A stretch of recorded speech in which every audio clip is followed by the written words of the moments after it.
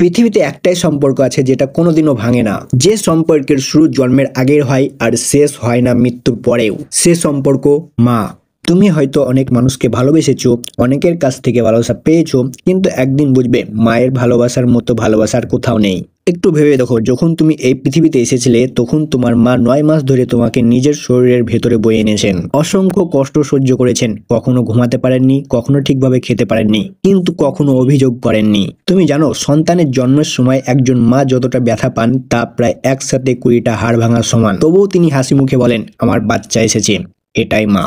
তারপর তুমি যখন বড় হলে, তিনি তোমার প্রতিটি ক্ষুধা, প্রতিটি কান্না, প্রতিটি হাসির পেছনে ছিলেন নিঃশব্দে। তুমি ঘুমাতে না পারলে তিনিও জেগে থেকেছেন। কিন্তু আমরা বড় হতে হতে কি করি? আমরা ব্যস্ত হয়ে পড়ি বন্ধু, প্রেম, কাজ এই সব নিয়ে।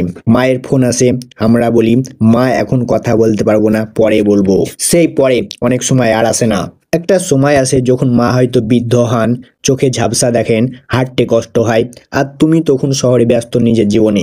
তিনি জানেন তুমি ব্যস্ত, তবুও প্রতিদিন ফোনের দিকে তাকিয়ে থাকেন তুমি একবার মা বলে ডাকবে বলে। এটাই বাস্তবতা।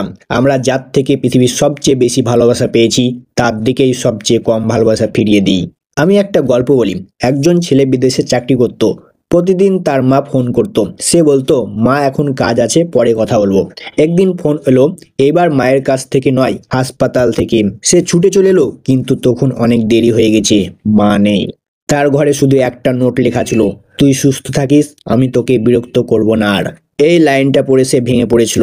এই গল্পটা কেবল ওই ছেলের নয়, এই গল্পটা হাজার হাজার সন্তানের, যারা মাকে ভালোবাসে কিন্তু সেটা প্রকাশ করে না যতক্ষণ না মা চলে যায়। মা কখনো তোমার সফলতা দেখে হিংসা করেন না, তিনি শুধু তোমার সাফল্যে খুশি হন। তুমি যদি ব্যর্থ হও, তিনি দোষ দেন না, বরং তোমার পাশে দাঁড়ান, বলেন চেষ্টা কর, তুই পারবি। তুমি হয়তো এই পৃথিবীতে একবার পড়ে যাবে, কিন্তু মার ভালোবাসা থাকলে তুমি বারবার উঠে দাঁড়াবে। কারণ মায়ের ভালোবাসা একটা ঢাল, যা তোমাকে রক্ষা করে এমনকি তুমি দূরে থাকলেও। তাই আজ যদি মা জীবিত থাকেন, তাহলে এখনই একটা ফোন করো, তাকে বলো, মা আমি তোমায় ভালোবাসি।